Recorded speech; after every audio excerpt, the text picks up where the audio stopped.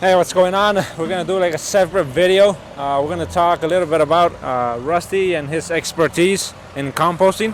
So he's gonna give us a little bit of an explanation of how the process goes and all the components that are involved. So Sure. tell us a little bit about the whole process from the beginning until it's in this area, which is Sure. composted, please. Yeah, out here at DR Deschutes Recycling, we're a two-phase recycling facility. We take the dock recycling, your household recycling, but then we also take yard debris and green waste out here. And so that's what we build the composting out of. Our feedstock, which is where you start with for compost, is tree branches, grass clippings, hay sometimes, maybe some horse manure, food waste, and then just wood or branches, leaves, anything organic material that's kind of a yard debris. Okay. So the next step after that to produce compost is we'll collect that and then we'll put it through a grinder, which takes those big, fluffy pieces of green waste and grinds it into smaller particles. No toilet paper, no Toilet paper. It has to be clean, Yeah, huh? that's right. Yeah. Okay. And so, we out here at our facility, we have one of the cleanest products because we're, I think the residents in the county are pretty diligent about not mixing trash into their yard debris recycling cans. That's important as well. It's very important. Changes everything, yeah. That's right.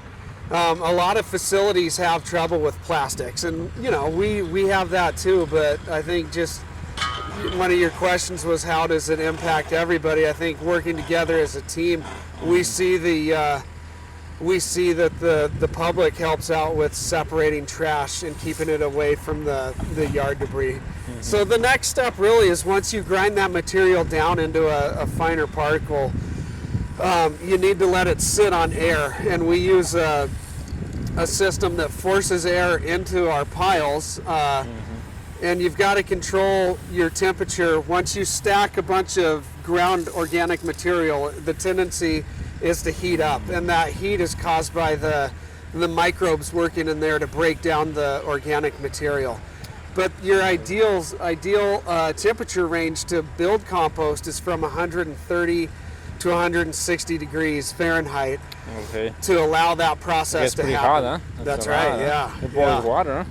That's right. Boil So water, we do use water. We'll mix water in when we're grinding, and then you can water your piles as it's composting. Layer by layer, huh? That's right. Yeah, we'll layer it. And so the first step after grinding is we'll put our compost onto piping with holes in it. And then we have a blower motor that blows air into a manifold to go through those pipes, and it'll force air into the piles. So we like to keep the compost on air from 14 to 30 days, depending on how we're cycling.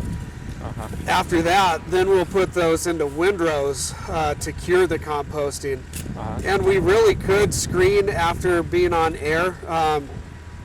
The requirement industry-wide is you have to be at PFRP, which is the process for pathogen reduction.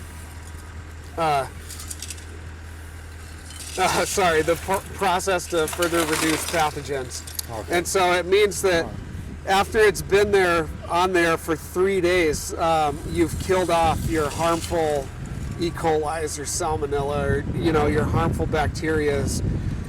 Because you've been in that range of 130 to 160 degrees for 3 days, and that Throws them off, huh? Yeah, right. And somebody early in the composting process back in the 70s did research and found that was the right temperature range and the right days to kill those harmful things. And so then, once you hit PFRP, and for us, we go well past it. Then we put it out into windrows, and the windrows are just long rows of stacked compost, and we let it cure there for a little while longer. The next step after that is we bring it into a screener, and we'll take it, because it's still a very coarse material at that point. Okay. And when we get to screening, it's been on on air and then out into a windrow for probably 60 plus days, 60 to 80 days. That's just the process we use here at our facility. Other facilities may go shorter or may go longer. It's just really up to what your process is and what your best practice is at your composting facility. But a key component of that is when they're in the windrows, we want to turn them to oxygenate that compost and to get oxygen back in there. I see. So once we're done with the windrows, we'll screen that coarse material, and for us, we screen it down to a 5/8 particle size. And that's more of like a soil amendment. And for here in Deschutes County, our soil's pretty sandy out here, and so you can till that in, and it helps create better soil. Adding sand or like that. Yeah, Natural. adding it to the sandy soil, it'll okay. amend the soil to build to put more nutrients into that sand to help your products grow. That's amazing.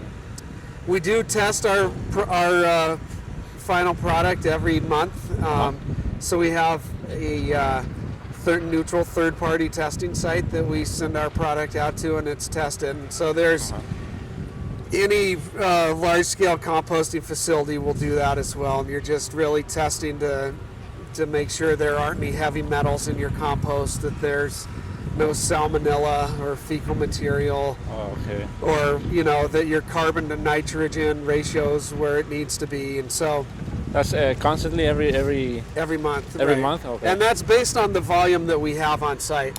So okay. we used to only test once a quarter, but our volume wasn't near what it is now. So you're really, in our testing requirements, since we're a tenant of the county, the county's permit with the DEQ requires us, if we're at a certain volume, to test every month. And so your DEQ permit is going to kind of direct that. So once we screen the 5/8, we also screen down to from that 5/8 product, we'll screen it again into a 3/8 product particle size. And with that, that's more for like top dressing a lawn or for flower beds and things of that nature. And so the soil that we have back here, right. I see they have two names, huh? Yep, this is your soil builder. That's that 5/8 particle size. That's our Biofine, which is a 3/8 particle size. This is a premium ground cover that's kind of like a mulch in a way, and so it's that'll help for water retention, and you can put it around trees. A benefit of compost, and especially in an area such as ours, where we're in drought conditions, is compost will help retain water. And so even just for the homeowner, I would recommend throwing compost on your lawn every year, and put it in your flower beds, and it'll help those plants with water retention. And you guys, when you commercialize it, is it as a separate brand name, or is it under Republic Services, or is it like a private label? It's our. Republic Services is our parent company. We're still identified as Deschutes Recycling out here, and so it's under a Deschutes Recycling label, and we just Soil Builder or Biofine, and so we sell to the public. We also sell to landscapers, farmers. And then commercial, we have agreements with some other landscape supply companies that'll buy our product and then resell it. That's perfect, man. That's a whole cycle, huh? Right there. That's right, yeah. And so from start to finish, like how much does it take in months or days?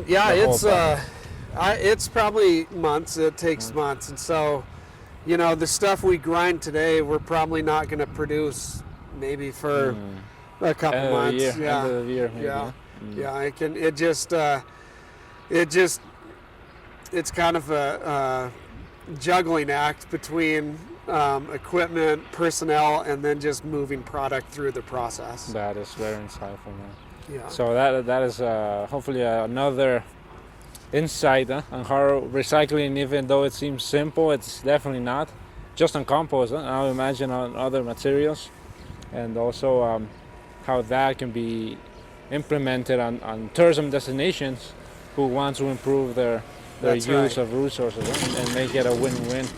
So I don't know if there's anything you wanted to add that we didn't cover, or I think that's it. Yeah. Yeah. All right, then I really appreciate your time as well. And thank you, Rusty, again. You're for welcome. this knowledge. Eh? Yeah, you're welcome. My pleasure.